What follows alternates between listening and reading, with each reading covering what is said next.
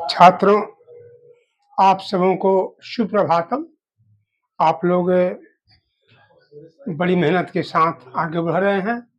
ईश्वर करे कि आप बहुत आगे बढ़ें और उनकी कृपा आप सबों पर हमेशा बनी रहे। तो छात्रों, हम लोग गत कक्षा में पढ़े थे शब्दालंकार, अर्थालंकार। शब्दालंकार पर हम लोगों ने 8 शब्दालंकार को पढ़ लिए थे। अर्थालंकार में हम लोग उपमा अलंकार पढ़ लिए थे और उपमा अलंकार के 4 अंग उपमेय, उपमान, साधर्म और वाचक, और इसके जो 3 प्रकार हैं पूर्णोपमा, लुप्त उपमा और एक और नीचे रह गया है, उसको बोलते हैं मलोपमा। तो तीनों पढ़ गए हैं। आज की बारी है, हमने 3 को रखा है। पहला है रूपक अलंकार, दूसरा है संदेह अलंकार और तीसरा है उल्लेख अलंकार। तो आप लोग बारी बारी से सबको बड़ी बढ़िया समझ लीजिए। छात्रों, उच्च शिक्षा में छात्रों को गहराई से पढ़ना पड़ता है।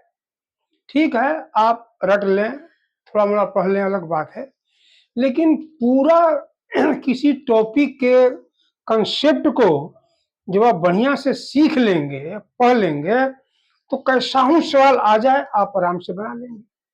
मान लिया जाए आज का हम ले लें रूपक अलंकार को, तो रूपक में तो आपने 2-4 उदाहरण याद कर लिया है, समझ बुझ लिया है। लेकिन रूपक अलंकार में अगर दूसरे, तीसरे, चौथे किस्म का अगर उदाहरण आ जाए तो आप वहां भाई मेरे शायद आंसर नहीं दे पाएंगे।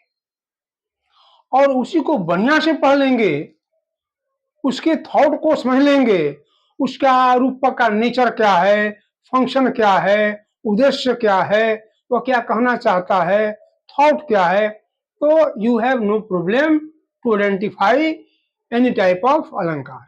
तो अलंकार को समझने में दिक्कत तब नहीं होगी जब आप बारी बारी से इसको ठीक से समझ जाएंगे। चलिए, देखा है आगे आपको देख रहे हैं संदेह अलंकार है, फिर आगे देख रहे हैं उल्लेख अलंकार है। अब मैं तीनों अलंकार को मैं बारी बारी से परिभाषा सहित और उदाहरण देकर मैं समझाने जा रहा हूं। तो छात्रों, आप इसको समझिए बढ़िया से। ये है, इसका नाम ही है रूपक अलंकार। रूपक अलंकार, ध्यान दीजिएगा बढ़िया से। अब आ सकता है कि रूपक अलंकार शब्दालंकार के अंतर्गत आता है या अर्थालंकार के अंतर्गत आता है। आप जवाब देंगे कि इसमें अर्थ की प्रधानता है, शब्द की प्रधानता यहां पर नहीं है। इसका मतलब कि ये जो है अर्थालंकार है। ध्यान दीजिए, अब इसका नाम है रूपक। तो रूप का मतलब होता है रूप, और का मतलब क्या हो गया रूप। जिस अलंकार में उपमान उपमेय को ही, ध्यान दीजिएगा, उपमेय को ही, उपमेय का मतलब होता है कर्ता, उपमेय, उपमेय को ही उपमान, उपमान मान लिया जाता है, मान लिया जाता है। समझने की बात है। ऐसा आपको प्रतीत होगा जो वाक्य का कर्ता है, जो वाक्य की धुरी है, जो सेंट्रल वर्ड है, जो कि वाक्य का मुख है, लगेगा कि नहीं जिससे हम तुलना कर रहे हैं वही मेन है और ये मेन नहीं है, ऐसा आपको आभास हो जाएगा। इसी का नाम है रूपक अलंकार। अब आप बिना उदाहरण नहीं समझ पाएंगे, हम उदाहरण देने जा रहे हैं। अब उदाहरण का मकसद क्या है? अब कह रहा है कि आप में से मान लो आपका नाम रमेश हो गया, हम लिख रहे हैं, ध्यान दीजिएगा, आपको उदाहरण लिख रहे हैं रमेश रमेश अपने गांव का गांधी है। ध्यान दीजिएगा, बड़ी ऊंचाई की बात है, खूब समझिए बढ़िया से। रमेश अपने गांव का गांधी है। गांधी जी का मतलब होता है सत्य अहिंसा के पुजारी, ईमानदार, बापू, सज्जन, वर्ल्ड फेम आदमी। उसी प्रकार से कह रहा है कि रमेश अपने गांव का गांधी है।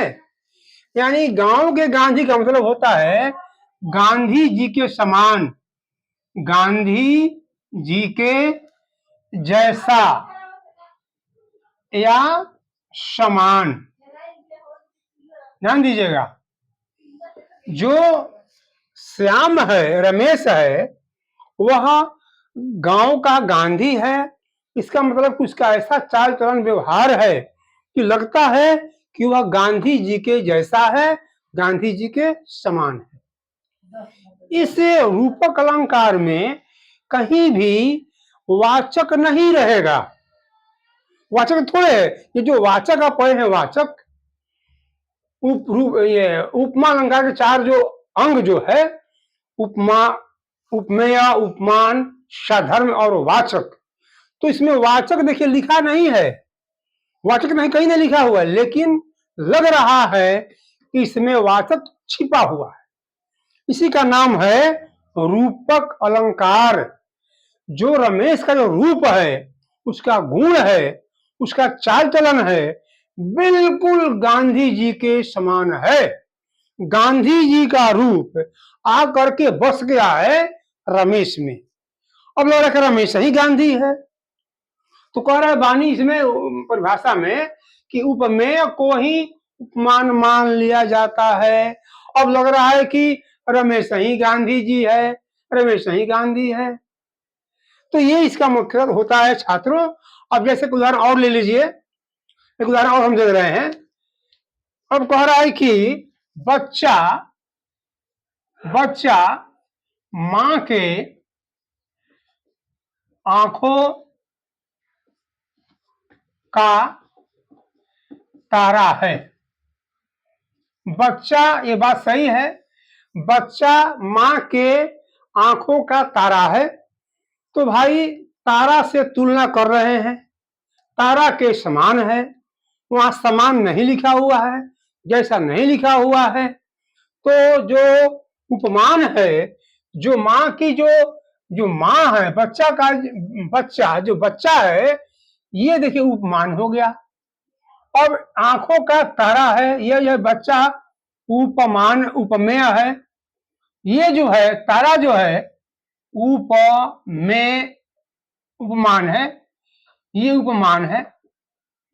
तो जो उपमान है, जो तारा है, आंखों का तारा है बच्चा, तो यही आपका शो करता है कि तारा में और बच्चा के बच्चा में कोई अंतर नहीं है। बच्चा मां के आंखों का तारा है। यानी बच्चा मां के, है ना, इतना प्यार करती है, जैसा लगता है कि जितना प्यारा तारा होता है वैसा ही उसका बच्चा प्यारा है। आगे आप ऐसे समझ गए होंगे आप लोग, अब तो समझने की जरूरत नहीं है। तो यही इसका नाम है रूपक अलंकार। अब आप सेकंड में आ जाएंगे, ये फर्स्ट हो गया। अब ये सेकंड है, आपका इसे नाम दिया गया, देखिए एक हो गया। दूसरा है संदेह अलंकार। संदेह, ध्यान दीजिएगा, इसका नाम है संदेह अलंकार। अलंकार जैसा कि आप नाम सुन रहे हैं संदेह, इसका जैसा नाम वैसा काम। किसी चीज को देख करके हम संदेह कर लेते हैं। संदेह का मकसद ही होता है कि दो वस्तु है और जो उपमेय है उपमान के समान है। जो उपमेय है वो उपमान के समान है। मुझे लगता है कोई इसमें अंतरे नहीं है, दोनों बराबर है। जैसे आपको पता होगा कि कहीं पर रस्सी है, रस्सी टांगा हुआ है, आप अचानक कहीं से आए दूर से, अरे भाई लगता है कि सांप है। रस्सी को सांप समझ लेना ही, आप दूर से देख रहे हैं कि भाई अंधेरा घर है, हल्का हल्का अंजोरा है, वहां पर रस्सी टांगा हुआ है, उसी के समान है, तो क्या समझेंगे, अरे लगता है कि यहाँ पर सांप है। एक उदाहरण हो गया। एक उदाहरण मैं और देने जा रहा हूं। आप लोग सुने होंगे रामायण में, ये महाभारत में, जब द्रौपदी का चिरहरण हो रहा था तो दुशासन चिरहरण कर रहा है, और वहां पर ये जो पांचों भाई हैं पांडव, युधिष्ठिर, अर्जुन, भीम, नकुल, सहदेव, वहां सबके सब वहां बैठे हुए हैं। एक साइड से कौरव हैं, एक साइड से पांडव हैं, और यहाँ पर सामने आकर के दुशासन और द्रौपदी का जो साड़ी है उसको खींच रहा है, खींच रहा है, खींच रहा है। तो वो तो भगवान की कृपा थी कि उसके लाज बचाने के लिए खुद भगवान आशीर्वचन दे दिए थे कि कितना ही साड़ी खींचेगा, साड़ी खत्म होने वाला नहीं है। भले एक भंडार लग जाए साड़ी का, एक दुकान बन जाए साड़ी का, लेकिन खत्म होने वाला नहीं है। तो अब एक वाक्य का कवि का कहना है कि सारी, ध्यान दीजिएगा वाक्य, सारी बीच नारी है। कह रहा है कि सारी बीच नारी है, कि नारी ही सारी है, कि नारी ही सारी है। अब बड़ी ध्यान देने की बात है कि अब कि सारी ही नारी है कह रहा है, यानी कि जो सारी है कहाँ है, सारी बीच नारी है, यानी साड़ियों के बीच में नारी है, कि अब कि नारी ही सारी है। अब लग रहा है कि ये भाई सारी उसी में से निकल रहा है, सारी खींच रहा है, निकल रहा है, निकल रहा है। तो आभास हो रहा है देखने वाले को कि संदेह हो रहा है, या संदेह हो रहा है कि नारी बीच सारी, सारी बीच नारी है, कि नारी ही सारी है, कि सारी ही नारी है, कि नारी ही सारी है। अब ये इसी को बोलते हैं संदेह होना, इसी का नाम है संदेह अलंकार। जैसे कोई व्यक्ति आपके शहर का है, मोहल्ला का है, गांव का है, वो ऐसा उसका रूप रंग है, कोई मान ले जाए टोपी पहनता है, पूरा मूछ रखता है, पूरा उजला कपड़ा पहनता है, सब कुछ कर लेता है, उसका वही का लिबास रोज का है। अगर ठीक उसी के समान कोई और व्यक्ति भी पहन के चल दे तो लगेगा करे भाई वही कृष्णा है जो टोपी पहनता है सिर पर। तो संदेह होना ही संदेह अलंकार का नाम है। संदेह अलंकार का मकसद है किसी व्यक्ति में, किसी वस्तु में दूसरे व्यक्ति जैसा, दूसरे वस्तु जैसा मान लेना ही, समझ लेना ही, आभास होना ही, महसूस होना ही, ये संदेह अलंकार है। स्पष्ट हो गया।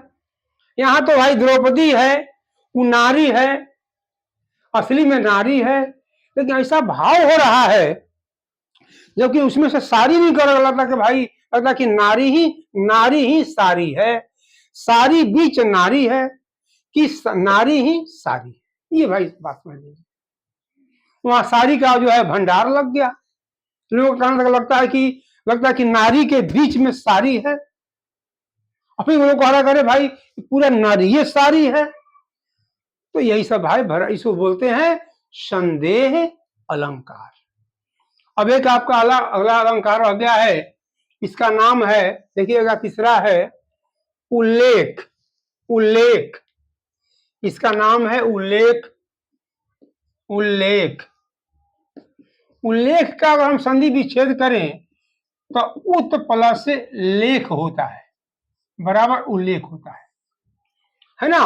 अब इसका मतलब कि अब इसमें उत माने होता है विशिष्ट, विशेष, और लेख माने किसी को वर्णन करना, उल्लेखित करना।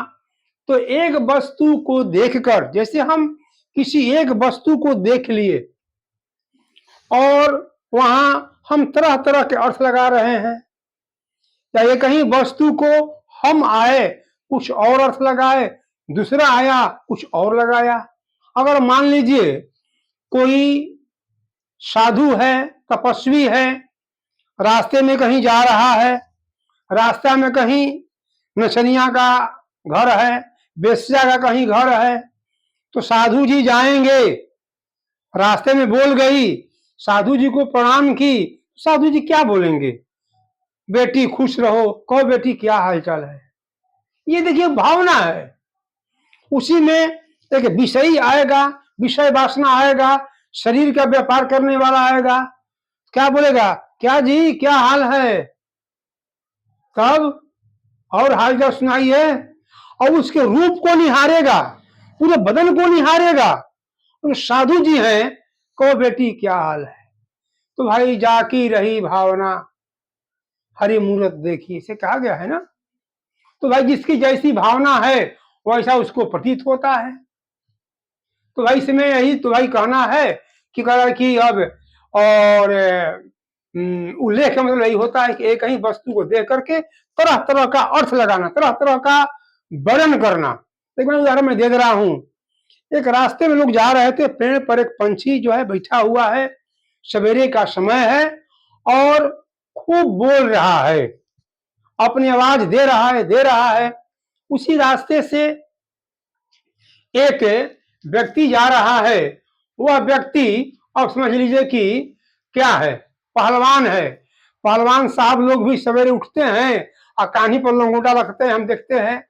अखाड़ा में चले जाएंगे, आराम से पूरा धूल लगाएंगे गर्दन पर और पहलवानी करेंगे।